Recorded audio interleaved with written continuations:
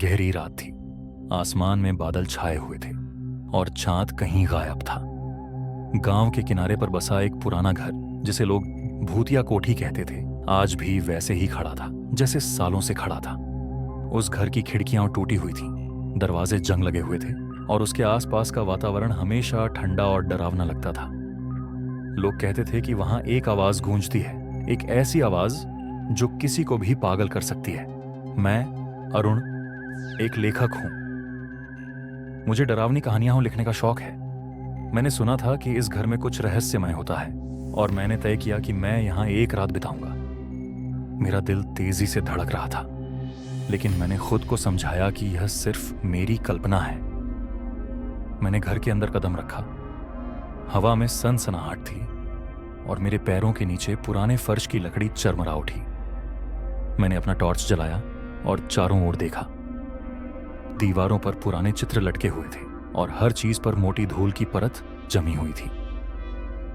मैंने एक कमरे में प्रवेश किया जहां एक पुराना पियानो रखा हुआ था। उसकी चाबियां खुद ब खुद बज उठीं और मैं वहीं ठिठक गया। कौन है वहां? मैंने पुकारा। कोई जवाब नहीं आया। सिर्फ एक हल्की सी आवाज गूंजी, जैसे कोई फुसफुसा रहा हो। मैंने अपने कान खोल दिए, लेकिन आवाज गायब हो गई। मैंने सोचा कि शायद यह सिर्फ हवा का खेल है। मैंने आगे बढ़ने का फैसला किया। अगले कमरे में मैंने एक पुरानी डायरी देखी। उसे खोलते ही उसके पन्नों से एक तस्वीर नीचे गिरी। वह एक युवा लड़की की तस्वीर थी, जिसकी आंखों में एक अजीब सी चमक थी। मैंने डायरी पढ़नी शुरू की। उसमें लिखा था कि यह लड़की नीलम इस घर में रहती थी।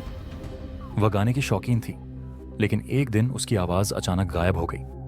उसने लिखा था कि उसकी आवाज किसी ने चुरा ली थी। मैंने डायरी बंद कर दी और सोचने लगा कि यह सब क्या है। तभी मैंने एक आवाज सुनी। वह आवाज बहुत मधुर थी, जैसे कोई गा रहा हो। मैंने उसका पीछा किया। आवाज मुझे घर की ऊपरी मंजिल तक ले गई। वहां एक कमरे के कोने में मैंने एक दर्पण देखा। दर्पण में मेरी परछाई के साथ साथ एक और छाया दिखाई दी। वह नीलम थी। उसने मुझे देखा और मुस्कुराई।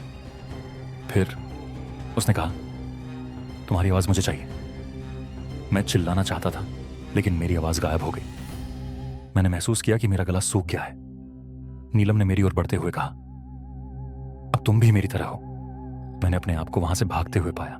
जैसे जैसे मैं नीचे की ओर भागा, मैंने सुना कि नीलम की हंसी मेरे पीछे पीछे आ रही है। मैंने घर से बाहर निकलने की कोशिश की, लेकिन दरवाजा बंद था। मैं फंस गया था। तभी मैंने एक और आवाज सुनी। यह आवाज मेरी अपनी थी, लेकिन यह मेरे मुंह से नहीं आ रही थी। यह दर्पण से आ रही थी। मैंने देखा कि मेरी परछाई अब मेरी ओर देख रही है और मुस्कुरा रही है। तुम्हारी आवाज अब मेरी है, उसने कहा। मैंने अपने आप को जमीन पर गिरते हुए महसूस किया। मेरी आंखें बंद हो गईं और मैंने सोचा कि यह मेरा अंत है। लेकिन जब मैंने आंखें खोली तो मैं अपने घर में था। मैंने सोचा कि यह सिर्फ एक बुरा सपना था, लेकिन फिर मैंने महसूस किया कि मेरी आवाज अब भी गायब है। और तब से मैंने सुना है कि भूतिया कोठी में एक नई आवाज गूंजती है। वह आवाज मेरी है।